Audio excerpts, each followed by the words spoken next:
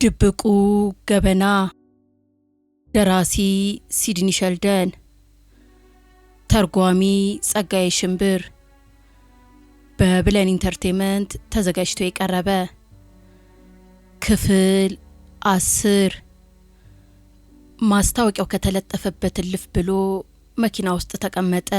ሁሉንም ነገር በቅርብ ሆኖ ለማጥናት የስልክ ቁጥሩ መሳሳት አሳማኝ አይደለም። ወይም ስልክ ቁጥሩ ወይም አድራሻዋ ከሁለት አንዱ ተሳስቶ ሊሆን ይችላል። አኒ ሆን ብላ ዋሽታው ይሆናል። ማን እንደሆነችና የት እንደምትኖር ዋሽታ ከተናገረች ሌላ ሲዋሸችው ነገር ይኖር ይሆን? ለሷ የሚያውቀውን በሙሉ እንዲነግረው ውስጡን አስጨንቆ መረመረው። ነገር ግን ጠብ ያለለት ነገር የለም።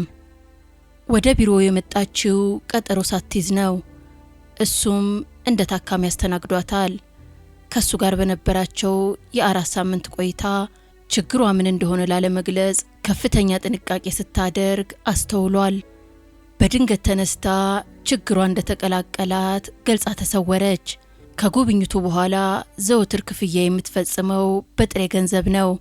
ማንነቷን ለማወቅ አዳግቶታል። ምን አይነት ምክንያት ይሆን እንደ ታካሚ ወደ እሱ እንድትመጣ ያደረጋትና በድንገት የሰወራት? መልሱ አንድ ብቻ ነው። ነገሩን ሲረዳው ጁድ ውስጡን አመመው። የሆነ ሰው የሞት ድግስ አዘጋጅቶላት ከሆነ የሚሽከረከረው በቢሮ ዙሪያ ነው። የቢሮውን ውስጥ ምን እንደሚመስል ለማወቅ በሽተኛ መስሎ የፈለገውን እንዴት መፈጸም እንደሚችል ከመሰለል የተሻለ አጋጣሚ ይኖረው ይሆን? እሷ ያደረገችው ይህንኑ ነው። የላካት ዶን ቪንቶን ነው። ማወቅ የምትፈልገውን ሁሉ አጥንታለች። ከዚህ በኋላ ዱካዋን አጥፍታ ተሰወረች። ራሱን የስነ አእምሮ ሊቅ ነኝ የሚለው ግለሰብ እንዴት አድርጋ እንዳሞኘችው ለዶን ቪቶ ሪፖርት ስታቀርብ ስታላግጥበት ታየው። ሞቱን እየደገሰችለት ከነበረች ሴት ጋር ፍቅር ብጤ ጀማምሮት እንደነበር ሲያስታውስ ተገረመ። እንዴት ተደርጎ ሊገለጽ የሚችል ባህሪ ነው? ለአሜሪካ የስነ አእምሮ ሐኪሞች ማህበር ቢቀርብ እንዴት አስደናቂ ጥናት ይወጣው ነበር። ነገሩ የተገላቢጦሽ ቢሆንና አን የወጣችው ከበድ ያለ ችግር ገጥሟት ስሟን ለውጣ ለመታከም አስባ ቢሆንስ? ወይም የፈራችው ወይም የምታፍረው ወይም የምታሳፍረው ሰው ቢኖርስ? ጁድ ባደረገበት አጠቃላይ ምርመራ አኒ ከዚህ ሁሉ የጸዳች መሆኗን ተገንዝቧል። ሳይንሱ የሚያመዝነው አጠቃላይ ምርመራ በማከናወኑ የደረሰበትን ውጤት ይህንኑ የሚያሳይ ነው። ሞቱን የደገሰችለት ጉድጓዱን የማሰችለት እሷ ትሆን? ምን ሆኖ ይህን ነገር ማወቅ አለበት። ያም ሆነ ይህ ነገሩን ማወቅ አለበት። እድሜያቸው ገፋ ያለ ሴት ከመንገዱ ማዶ ካለ ቤት ወጥተው በትኩረት አዩት። መኪናውን አዙሮ ወደ መጣበት መንገድ ተመለሰ። ከኋላው መኪኖች ተደርድረው ሲመለከት ከመካከላቸው አንዱ እየተከተለኝ ይሆን ሲል አሰበ። መልሶ ለራሱ በምን ምክንያት ይከተሉኛል ሲል ራሱን አጽናና። ጠላቶቹ ያለበትን ቦታ ያውቃሉ። ዝም ብሎ በመቀመጥ እስኪያጠቁት አይጠብቅም። ጥቃቱን ቀድሞ መጀመር አለበት። ዶን ቪንቶን እንዲበሳጭ በማድረግ ጠላቱን መለየት አለበት። ማግሪብ ቀድሞ እጁ ላይ ካቴና ሳያስገባበት ሁሉንም በቶሎ መፈጸም የሱ ድርሻ ነው።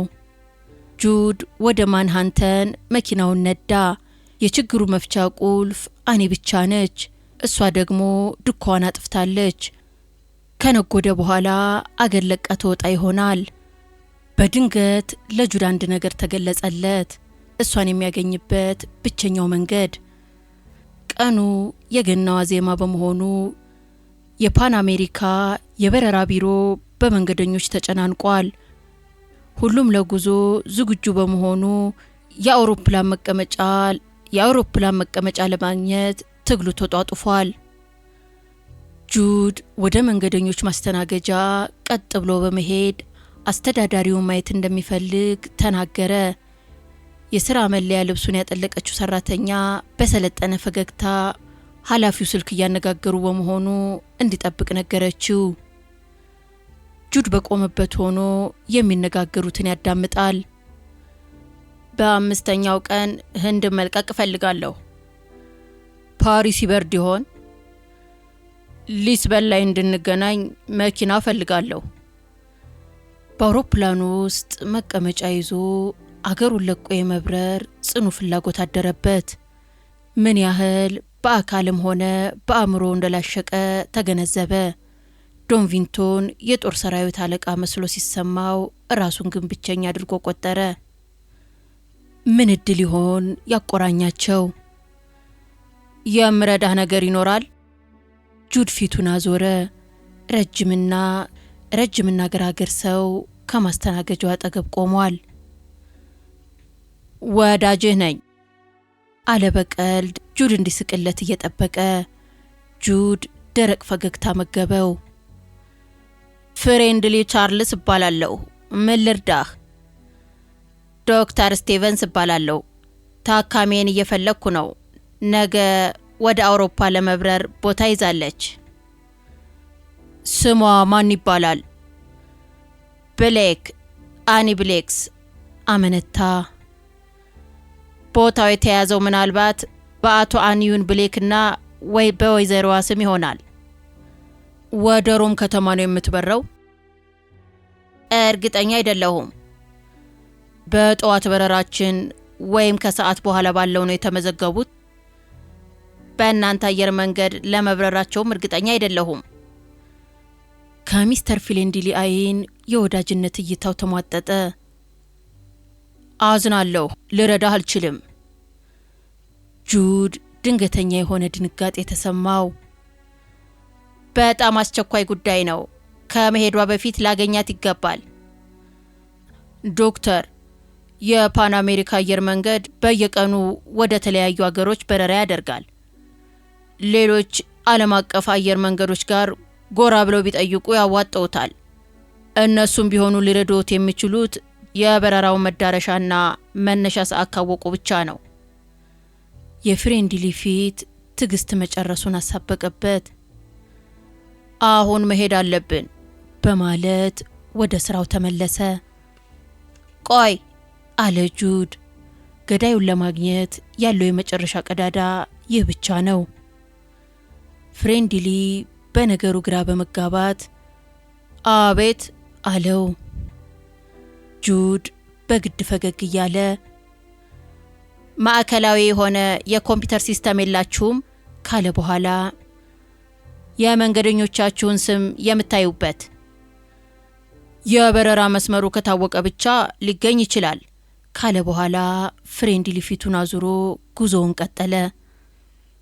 ጁድ በበረራ መስተንግዶ መስኮት አጠገብ ህመም እየተሰማው ቆሞ ቀረ። መሸነፉ ተሰማው። የሚሄድበት ምንም ቦታ የለም። ጣሊያናዊ ቄሶች ከነቅስና ልብሳቸው በቡድን ሆነው ወደ አየር መንገዱ ዘለቁ። ቀለል ያለ ሻንጣና ፍራፍሬ ይዘዋል። በቋንቋቸው ጮክ ብለው ያወራሉ። የሚያወሩት በመካከላቸው ስላለው የ18 ወይም 19 ዓመት ወጣት እንደሆነ ገመተ። ሌሎች በመካከለኛ እድሜ ላይ የሚገኙ ናቸው። ጁድ በወሬያቸው መሃል ሮም የሚል ቃል ሰማ። ሮም፣ ምናልባት አኒ። እንደገና አኒ። ቄሶቹ ወደ መስተንግዶ መስኮት ተንቀሳቀሱ። በጣሊያንኛ የሆነ ምልልስ ካከናወኑ በኋላ ትኬታቸውን ከመካከላቸው ወጣት ለሆነው ቄስ አቀበሉት። የሰበሰበውን ትኬት ይዞ ወደ ወጣቱ አስተናጋጅ ተጠጋ። ጁድ ሁሉንም ነገር በመውጫው በር አጠገብ ሆኖ ይከታተላል። ቁመተ መልሉና ቅልጥማም ኮት የለበሰው ሰው በሩን አልፎ ወደ ውስጥ ዘለቀ። ወጣቱ ቄስ ከወጣቱ አስተናጋጅ ጋር ይነጋገራል። ወጣቷ ትኩር ብላ ተመለከተችው። ቄሱ የሚያውቃቸውን የእንግሊዝኛ ቃላት በመምረጥ በጥንቃቄ የያዘውን ትኬት ወደ ውስጥ ገፋ አድርጎ ሰጣት። ወጣቷ በደስታ ፈገግ ብላ ቀጣዩን ሂደት ማከናወን ጀመረች። ቄሶቹ በወጣቱ ባልደረባዎች የእንግሊዝኛ ችሎታ በመደሰት ጀርባውን በአድናቆት መታመት አደረጉት። ካሁን በኋላ እዚህ የሚያቆያቸው ምንም አይነት ጉዳይ የለም። ፈጠነም ዘገየም ውጭ ያለው እውነታ መጋፈጡ አይቀርም። ጁድ ቀስ ብሎ በመዞር ቄሶቹን አልፎ መራመድ ጀመረ። ከጣሊያንኛ ንግግራቸው ውስጥ ዶን ቪቶን የሚል ቃል ሲሰማ እንደ በረዶ ደርቆ ቀረ። ደም በፊቱ ሲረጭ ተሰማው። ቃሉን ያወጣውን ወጣቱን ቄስ ክንዱን ይዞ ይቅርታ አለው። ቃሉ የሚንቀጠቀጥና ያልተረጋጋ ነበር። ዶን ቪቶን ነው ያልከው? ቄሱ በጥርጣሬ እየተመለከተው እጁን አስለቅቆት መንገዱን ተያያዘው። ጁድ አያያዙን በማጥበቅ እባክህ ቆይ አለው። ቄሱ በብስጭት አፍጥጦ ይመለከተዋል። ጁድ እንደምንም ብሎ ትዕግስት በተሞላበት ሁኔታ ዶን ቪቶን የትኛው ነው? አሳየኝ እስቲ። አሁን ቄሶቹ በጠቅላላ ጁድን ይመለከቱት ጀመር። ወጣቱ ቄስ ወደ ባልደረቦቹ እየተመለከተ ይህ አሜሪካዊ እብድ ነው አላቸው። ከቡድኑ አባላት ፊት ላይ የመገረም ሁኔታ ታየ። ፍሬንድሊ የመስተንግዶውን መስኮት በመግቢያ ከፍቶ ወደ እሱ መራመድ ጀመረ። ጁድ የመጣበትን ጭንቀት እየታገለ የቄሱን እጅ ከለቀቀ በኋላ በጣም ተጠግቶ በዝግታና በተጠና ሁኔታ ዶን ቪቶን አለው። ወጣቱ ቄስ ጁድን በአግራሞት ከተመለከተ በኋላ የራሱ ገጽታ ወደ ሆነ ነገር ተለወጠ። ዶን ቪቶን? አስተዳዳሪው በፍጥነት አጠገባቸው ደረሰ። ጁድ ለቄሱ በምስጋና አንገቱን ወዘወዘለት። ወጣቱ ቄስ ወደ ታዳጊው ወጣት እየተመለከተ ዶን ቪቶን እሱ ነው አለው በድንገት። የቃላት ጨዋታው መስመር እየያዘ መሆኑ ተሰማው። ቀስ በሉ አለ አንጀሊ በወፍራም ድምፅ።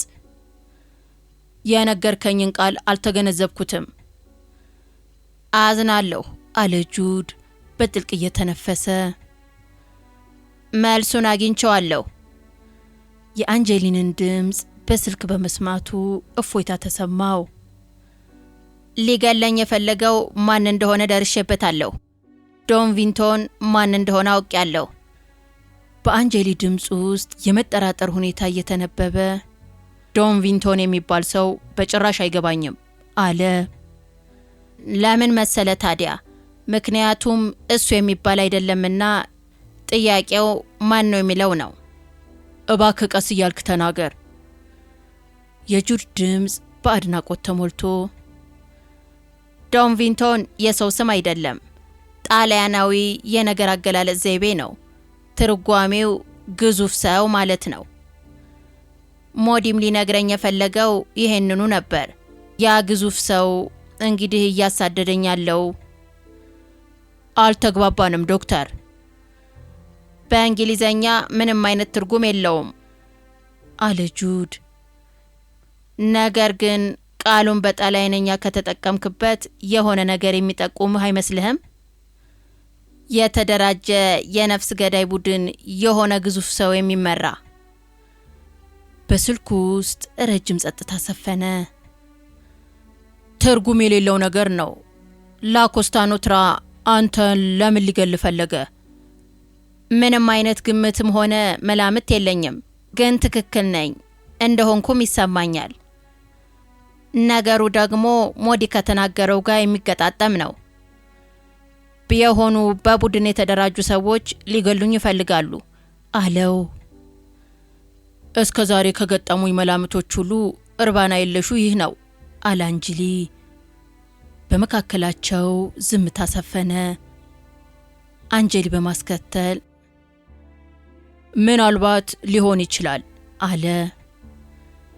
ጁድ ይልቅ እፎይታ ተሰማው። አንጀሊ የተናገረውን ባያምነው ኖሮ ምንም አይነት ተረዳት አይኖረውም ነበር። ስለዚህ ጉዳይ ከሌላ ሰው ጋር ተነጋግረሃል? በፍጹም ጁድ መለሰ። አታድርገው አለ አንጀሊ በፈጣን ድምፅ። ትክክል ከሆንክ መኖርህ የሚወሰነው በዚህ ላይ ነው። ወደ ቢሮህ ወይም መኖሪያ ቤትህ በፍጹም እንዳትሄድ። አላደርገውም ቃል ገባ ጁድ። ማግሪቭ እኔን የመያዣ ትዕዛዝ ማውጣቱን ታውቅ ነበር ሲል በድንገት ያስታወሰውን ጉዳይ ጠየቀው። አውቃለሁ አለ አንጀሊ እያመነታ። ማግሪቭ አግኝቶ ቢሆን ኖሮ በህይወት ፖሊስ ጣቢያ አትደርስም ነበር። ስለ ማግሪቭ ያደረበት ጥርጣሬ እውነት ነበር ማለት ነው። ነገር ግን ከዚህ ሁሉ ሴራ ጀርባ ያለው የማግሪቭ ጥበብ ነው ብሎ ለመቀበል ግን አልቻለም። እሱን እየመራው የነበረው አንድ ሰው አለ። ዶን ቪንቶን ግዙፍ ሰው። እያዳመጥከኝ ነው? የጁድ አፍ በድንገት ደረቀበት። አዎ። ቅጠልማ ኮት የለበሰ ሰው ከስልኩ መነጋገሪያ ውጭ ቆሞ ጁድን በጥሞና ይመለከተዋል። ሰውየውን ቀደም ብሎ የተመለከተው ይሆን? አንጀሊ። አቤት። ሌሎቹ እነማን እንደሆኑ አላውቅም። ምንም አይነት ቁመና እንዳላቸው ግንዛቤው የለኝም። እነሱ በቁጥጥር ስር እስከዋሉ ድረስ እንዴት በህይወት ለመቆየት እችላለሁ? ከስልኩ መነጋገሪያ ውጪ የቆመው ሰው አሁንም በአትኩሮት ይከታተለዋል። የአንጀሊ ድምፅ የመነጋገሪያውን ገመድ አልፎ መጣ። ቀጥታ ወደ ኤፍቢአይ እንሄዳለን። እዛ ግንኙነት ያለው ጓደኛ አለኝ። ያንተን ደህንነት በመከታተል ከአደጋ ነፃ መሆንክን ይከታተላል። ገባህ? በአንጀሊ ድምፅ ውስጥ እርግጠኝነት ይነበባል። እሺ አለ ጁድ በእርካታ ጉልበቱ እየተብረከረከ። የት ነው ያለኸው? በፓን አሜሪካ አየር መንገድ ህንፃ የእንግዶች ኮሪደር ካለው ስልክ መደወያ። እንዳትንቀሳቀስ፣ በአካባቢ ብዙ ሰዎች አሉ። በፍጥነት ደርሳለሁ ካለው በኋላ አንጀሊ ስልኩን ሲዘጋ ቅጭል የሚል ድምፅ ተሰማው። ስልኩን ከዘጋው በኋላ የውስጥ ህመሙ ተሰማው። ለብዙ ዘመናት ከግድያዎቹ መደፈር ውጣ ውረዶች ጋር ተላምዶ በመኖሩ ለሰው ልጅ ስብዕናና ክብር ጽኑ እምነት ነበረው። የአሁኑ ስሜቱ ግን ፍጹም የተለየ ነው። በተለይ ወንጀለኛ ፖሊሶች ሲኖሩ ችግሩን ያጎሉታል። ወንጀለኛ ፖሊሶች በሙስና የተጨማለቁ በመሆናቸው ንጹሃን አባላትን ይበርዟቸዋል። ለእውነት የሚዋጉትንና የሚሞቱትን ፖሊሶች ክብር ያዋርዳሉ። ዶክተር ስቴቨንስ እያሳደደው ነው ሲል ሌላ የኤፍቢአይ አባል ተናገረ። አዛዥ ብርቴሊ ወደ ኤፍቢአይ ሰዎች በመዞር ዶክተር ስቴቨንስ በህይወት ለመኖር ያለው እድል ምን ያህል ነው ሲል ጠየቀ። አንዷ አባል አንገቱን እየነቀነቀ እኛን ከማግኘታቸው በፊት እነሱን እስካላገኙ ድረስ ይሄው ነው አለ። አዛዥ ብርቴሊ በተራው ከነሱ ቀድመን ልናገኝ ይገባል አለ። የድምፁ ቁጣ አስፈሪነቱ እየጋለ መጣ። አንጀሊንን ይዛችሁ እንድታመጡልኝ ይፈልጋለሁ። በምንም መንገድ ብታገኙት ግድ የለኝም። ወደ መርማሪው ፊቱን በማዞር ማግሪቭን በቁጥጥር ስር አውለው። የፖሊስ ራዲዮ የሚስጥር ቃል መጥፋት ጀመረ። ኮዳ ስር መኪኖች በሙሉ ፒኬኤች 5። አንጀሊ ሬዲዮኑን አጠፋው።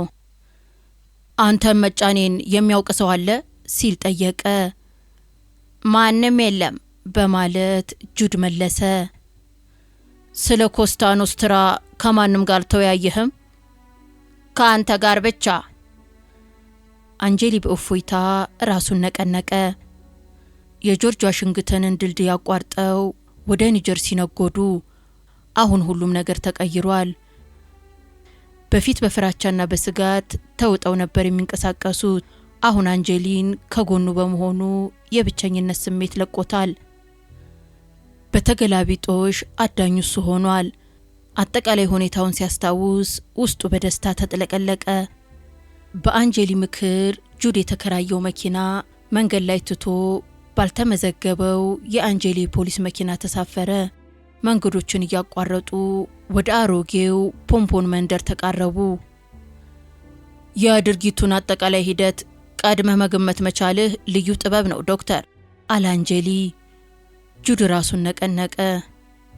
አሳዳጆቼ ከአንድ ሰው በላይ መሆናቸውን እንዳወቅኩ የራሴን ምርመራ ጀመርኩ። የሰለጠኑ ጎዳዮች የሚጠቀሙት የተደራጀ ቡድን ከሴራው ጀርባ እንዳለ ጠረጠርኩ። ሞዲ መኪናዬ ውስጥ ቦምብ መቀየሩን እንዳረጋገጠ ሳይጠራጠር አልቀረም። ምንም አይነት የጦር መሳሪያ የማግኘት አቅም አላቸው። እሻኒስ እሷም የዘመቻው አንድ አካል ናት። ሞዲን አሳልፋ የሰጠችው እሷ ሳትሆን አልቀረችም። ለዚህ ነው የገደሉት። ያም ሆኖ አይጠላትም ነበር። በሱ ላይ ምንም ነገር ብትፈጽም አንድም ቀን ጠልቷት አያውቅም። አንጀሊ መኪናውን ወደ ዋናው መንገድ አዞረው። ጓደኛህ መምጣታችንን ያውቃል? በማለት ጁድ ጠየቀ። ደውዬለታለሁ፣ እየጠበቀህ ነው። አንጀሊ የሚገቡበት ቤት እንደደረሰ የኤሌክትሪክ በሩ ተከፍቶ ወደ ውስጥ ዘለቁ። ቤቱ ዘመናዊ ነው። ድምፅ እንዳያስተላልፍ ሆኖ የተገነባ የፖሊስ ማዘዣ ጣቢያ የግንኙነት ማዕከል በብዙ ፖሊሶች ተወሯል። 6 ኦፕሬተሮች በድምፅ መቀበያው አጠገብ በየቦታቸው ተቀምጠዋል። ከተለያዩ ቦታዎች የሚመጡትን መልእክቶች በመቀበል መዝገብ ላይ ያሰፍራሉ። ከዛም ለሚመለከተው አካልና ለተዘዋዋሪ ፖሊስ ቅኝት መኪናዎች ይልካሉ። ስራው ቀንና ሌሊት የማይልና እረፍት የማይሰጥ ነው። ወንዶቹና ሴቶቹ እንደየችግራቸው አይነትና ብዛት በየደቂቃው የእርዳታና የድረሱልኝ ጥሪ ያደርጋሉ። ተስፋ የቆረጡ፣ ብቸኝነት የተጠናወታቸው ሰካራሞች ለደዋዮች ይመደባሉ። በዛሬው የሰኞ ረፋድ ቀን ተጨማሪ ስጋት አንዣቧል። እያንዳንዱ መልእክት ተቀባይ ኦፕሬተር ስራውን በፍጹም ተመስጦ እያከናወነ ነው። ብዛት ያላቸው መሳሪያዎችና የኤፍቢአይ ወኪሎች ከክፍሉ ወጣ ገባ ሲሉ መልእክት ተቀባዮቹ በአግራሞት ያስተውላሉ። ትዕዛዝ እየተቀበሉ ያስተላልፋሉ። በትጋት ይሰራሉ። የተለያዩ የኤሌክትሪክ መረቦች ዶክተር ጁድ ስቴቨንስን፣ መርማሪ ፍሬንዲክ አንጀሊንን ለማጥመድ ይጥራሉ። ያለው ድባብ ፈጣን፣ እንግዳና እርምጃቸው የማያዳግም እንደሆነ ለመገመት ያዳግታል። አንቶኒ ዲማርኮ ውበት የፈሰሰበት ሰው ነው። ጁድ በቢሮው ውስጥ ያለው ስብዕናና እንዴት ኃያል እንደሆነ ከራሱ ጋር ሲያወጣና ሲያወርድ የሆነ ውስጣዊ ብርታት ሲሞላው ተሰማው። አኒ ባሏ መልከ መልካም መሆኑን የነገረችው ያለምንም ማጋነን ነበር። ዲማርኮ የውብ ሮማንያን ገጽታ የተላበሰ ሲሆን ጥሩ ቀራጺ ያነጸው ይመስላል። ረጋ ያሉ ጥቋቁር አይኖቹ ከጥቁር ጸጉሩ ጋር ተዳምረው ማራኪ አድርገውታል።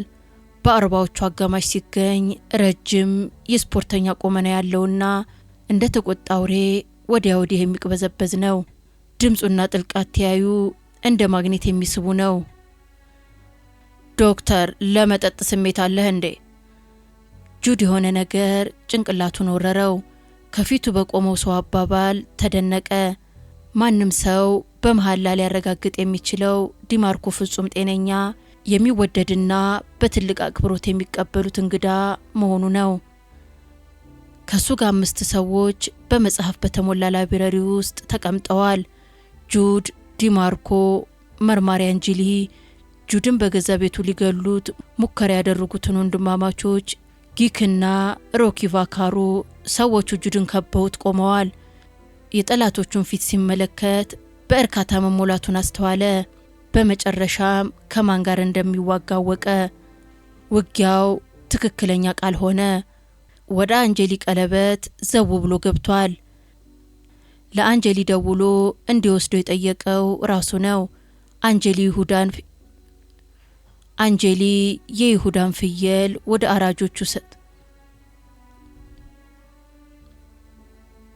አራጆቹ ሰተት አድርጎ አምጥቶታል። ዲማርኮ በጥልቅ ፍላጎት በአንክሮ ያጠናዋል። ጥቁር አይኖቹ እየመረመሩት ነው። ስለ አንተ ብዙ ነገሮችን ሰምቻለሁ አለ። ጁድ ትንፍሽ አላለም። ወደዚህ ቦታ በእንደዚህ አይነት ሁኔታ ስለመጣህ ይቅርታ እንድታደርግልኝ እጠይቅሃለሁ። ጥያቄውን ወረወረው። ጁድ ትንፍሽ አላለም። ጁድ ቀጣዩ ምን እንደሆነ ስለገባው አይምሮውን የማምለጫ መንገድ እንዲዘይድ እያሰራው ነው።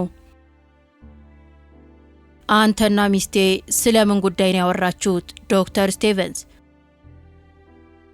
ጁድ ድምፁ ውስጥ መደነቁ እያሳበቀበት፣ ያንተ ሚስት እኔ አላውቃትም። ዲማርኮ አንገቱን በግዴለሽነት ነቀነቀ። እሷ ባለፉት 3 ሳምንታት በሳምንት 2 ጊዜ ቢሮ ትመጣ ነበር። ጁድ በሐሳብ ተውጦ ዲማርኮ የሚባል ታካሚ የለኝም አለ። ዲማርኮ በመስማማት አንገቱን እየነቀነቀ ምናልባት በሌላ ስም ተጠቅማ ይሆናል፣ ብሌካኒ ብሌክ። ጁድ አድናቆት በተሞላበት ስሜት አኒ ብሌክ አለ። ሁለቱም የቫካሮ ወንድማማቾች ተጠጉት። አይሆንም አለ ዲማርኮ በትዕዛዝ። ወደ ጁድ መለስ አለ። ድብቁ ማንነቱ ጥሎት ሸሸ።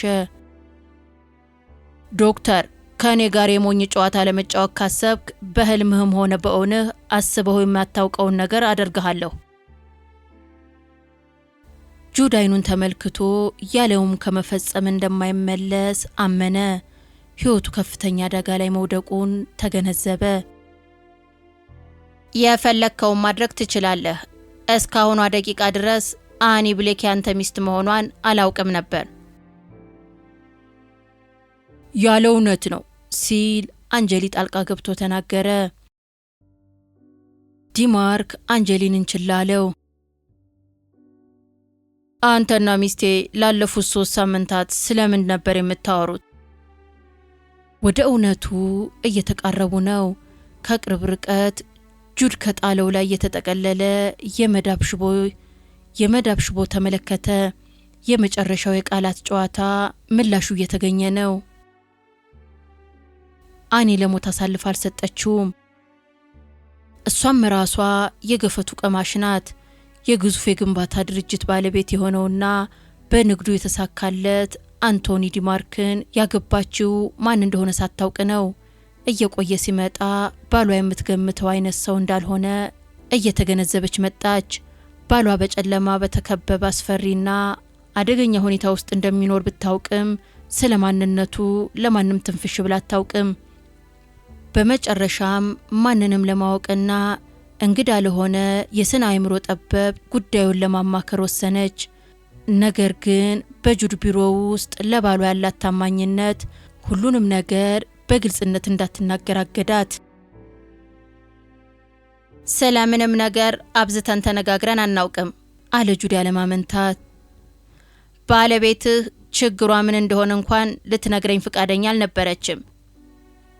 የዲማርክ ጥቁር አይኖች ትክ ብለው እያዩ ይገምቱታል። ከተናገርከው የተሻለ ሌላ ነገር ብትጨምር ይጠቅመሃል አለው። ሚስቱ የስነ አእምሮ ጠበብት ለመጎብኘት መሄዷን ሲሰማ ዲማርኮ ምን ያህል እንደተበሳጨ ማን ያውቃል? ያውም የላኮዞኖት ስራ መሪ ሚስት። ዲማርኮ ለምን እስካሁን እንዳልገደለው ተረዳ። የሚፈልገው የአኒ ብሌክ መረጃ የያዘውን ፋይል ነው። እሷ የነገረችኝ አለ ጁድ። በሆነ ምክንያት ደስተኛ አለመሆኗን ቢሆንም ስለ ጉዳዩ ምንም አይነት ምክክር አላደረግንም። ለሱማ 10 ሰከንድ ይበቃል። ስለ ዲማርኮ በቢሮ በቆየችባቸው እያንዳንዱ ደቂቃ ምን እንደተነጋገራችሁ የተቀረጸ መረጃ አለኝ። ባለፉት 3 ሳምንታት ስለምን እንዳወራችሁ ንገረኝ። እኔ ማን እንደሆንኩ ነግረሃለች። አንተ የግዙፍ ግንባታ ድርጅት ባለቤት መሆንክን ነግራኛለች። ዲማርኮ በቀዘቀዘ ስሜት ያጠናው ጀመር። ጁድ ቀዝቃዛ ላብ ከግንባሩ ሲፈስ ተሰማው። ስለ አንድሮ ትላንት አንብቤያለሁ ዶክተር። ታካሚው በአእምሮ ያለውን ነገር አንድም ሳይቀር ይናገራል። እሱ የሕክምናው አንድ ክፍል ነው ሲል ጁድ እውነቱን ተናገረ። ለዚህ ነው ከወይዘሮ ብሌክ ጋር የተለየ ግንኙነት ያልነበረን። እንደ ማንኛውም በሽተኛ አስተናግጃት ነበር። ግን አላደረከውም? አዎ አላደረኩትም። አርብ ዕለት ልታየኝ ስትመጣ ወደ አውሮፓ ልትሄድ መሆኑን ነገረችኝ። አኒ ሐሳቧን ቀይራ ከኔ ጋር ወደ አውሮፓ መሄድ እንደማትችል ነገረችኝ። ለምን እንደሆነ ታውቃለህ? አላውቅም አለው። በአንተ ምክንያት ነው ዶክተር። የጁድ ልብ ልትቀልጥ ነበር። ስሜቱን ረጋ ብሎ ከአንደበቱ በማውጣት አልገባኝም አለ። አዎ አንተ አታውቅም። እኔና አኒ ባለፈው ምሽት ረጅም ሰዓት ተነጋግረናል። ለመጋባት መወሰኗ ስህተት እንደነበር አስባለች። ከዚህ በኋላ ከኔ ጋር በመኖር ደስታ እንደማታገኝ ከአንተ ጋር ለመኖር መወሰኗን አስረግጣ ነገረችኝ። ዴማርኮ ስለ ጉዳዩ ሲያወራ በሹክሹክታ ይመስል ነበር። ሁለታችሁ ብቻችሁን ስትገናኙ ምን ታደርጉ እንደነበር በዝርዝር እንድትነግረኝ እፈልጋለሁ። ቢሮ ውስጥ ሆነ መኖሪያ ቤትህ። ጁድ የተደበላለቀ ስሜት ተሰማው። ስለኔ ግድ ነበራት? ደግነቱ ሁለቱም ያደረጉት ነገር አልነበረም። ዲማርኮ በትኩረት ይመለከተዋል። ደግሞም ምላሹን እየጠበቀ ነው። ምንም የተፈጠረ ነገር የለም። ስለ አእምሮ ትንታኔ ካነበብክ እያንዳንዷ ሴት ታካሚ በዛ ሂደት ውስጥ ማለፏ ግድ ነው። ለአንድ ጊዜ ወይም ተደጋግሞ ሁሉም ከዶክተራቸው ጋር ፍቅር የያዛቸው ይመስላቸዋል። ጉዳዩ ወዲያው ታይቶ የሚጠፋ ምዕራፍ ነው። ዴማርኮ በአሰርሳሪ አይኖቹ እየተመለከተው ሲሆን ጥቁር አይኑ ጁድ ላይ ተሰክቷል። እሷኔ ጋር መምጣቷን እንዲህ ልታውቅ ቻል? እኔ ልትጠይቅ መምጣቷን እንዴት አወቅ? በማለት ጁድ በዋዛ ጥያቄውን ወረወረ። ዴማርኮ ለጥቂት ጊዜ ጁድን ካስተዋለው በኋላ ለደብዳቤ ሽግ መፍቻነት የሚያገለግለውን ስለታም ሰንጢ ቢጤ ነገር አነሳ። ከኔ ሰዎች አንዱ ወደ አንተ መኖሪያ ቤት ስገባ ተመልክተዋል። እዛ ብዛት ያላቸው እንጭጭ ዶክተሮች ሞልተዋል። እነሱ ሊነግሩኝ ይችላሉ። አኒ ሊገርማት ይችል ይሆናል። ነገር ግን አንተ ቢሮ ድረስ ተከትለዋት አረጋግጠዋል አለ ወደሱ እየዞረ። ነገሩ አስደናቂ ነበር። ወደ ስነ አእምሮ ትንተና ባለሙያ መምጣቷን ነግረውኛል። የአንቶኒ ዲማርክ ባለቤት የግል ስኬትን ድምጥማጡን ልታጠፉ ነው። ነገርኩህ እኮ አታደርገውም። ዲማርኮ ድምጹን ለስለስ አድርጎ ከሚሽኑ ስብሰባ አድርጎ እንድገላት በድምጽ ብልጫ ወስኗል። ልክ አሳልፈው የሚሰጡንን እንደምናደርገው። ጁድን ልክ እንደ አደገኛ ወሬ እየተመለከተው ተሽከረከረው። ነገር ግን እሱ እንደ ገበሬ ወታደር ለኔ ትዕዛዝ መስጠት አይችልም። እኔ አንቶኒ ዲማርኮ ነኝ፣ መሪ። ሰውየውን እንድገለው ቃል ገብቼላችኋለሁ። በእነዚህ እጆቼ ቡጢ ጨብጦ ወደ ላይ ከፍ እያደረገ አሳየው። በአንድ እጁ ስለታሙን ሰንጢ መሳይ ይዞታል። ያ ሰው ደግሞ አንተ ነህ ዶክተር። ዲማርኮ እያወራው ይዞረዋል። በእያንዳንዱ የዲማርኮ ሽክርክር የጁድ ነፍስ በአፉ ልትወጣ ተቃርባለች። ስህተት ልትፈጽም መሆኑን አትርሳ አንተ። ጁድ ንግግሩን ጀመረ። በፍጹም። ስህተቱን የሰራው ማን እንደሆነ ታውቃለህ? አኒ። ጁድን እየተመለከተው ዝቅ አለ። የሚያወራው ነገር ሚስጥር የሞላበት ነው። አንተ ከኔ የተሻልክ ሰው መሆንክን እንዴት ልታስበው ቻልክ? የቫካሮ ወንድማማቾች ደማቸው በፊታቸው ሲሞላ ተሰማቸው። አንተ ማነህ? በየቀኑ ወደ ቢሮህ እየመጣህ የሆነ ስራ የምትሰራ፣ በአመት $30,000 የምታስገባ፣ 50,000፣ 100,000፣ እኔ በሳምንት ከዚህ የበለጠ ገንዘብ አገኛለሁ። የዲማርኮ ማንነት ፍንትው ብሎ እየተገለጸ መጣ። ቁጣው የደበቀውን እሱነቱን አጋለጠበት። በቁጣ ለራሱ ያኩተመትማል። አኔ የምታውቀው ውጫዊ ማንነቱን ነው። ጁድ በራሱ ዓለም የሚተማውን ንክ ነፍሰ ገዳይ ያስተውላል። አንተና ያቺ ባለጌ የእጃችሁን ታገኛላችሁ። ያደረግነው ምንም ነገር የለም አለ ጁድ። ዲማርኮ አይኑን አጉረጥርጦ እየተመለከተው ላንተ የነገረችህ ምንም ነገር የለም? ነገርኩ። እሷ እንደማንኛውም ታካሚ ነች። እሺ ዲማርኮን መልሰህ ንገራት። ምኑን? ስለ እሷ ግድ እንደሌለ እሷን ወደዚህ ልካታለሁ። ለብቻህ እንድታናግራት እፈልጋለሁ።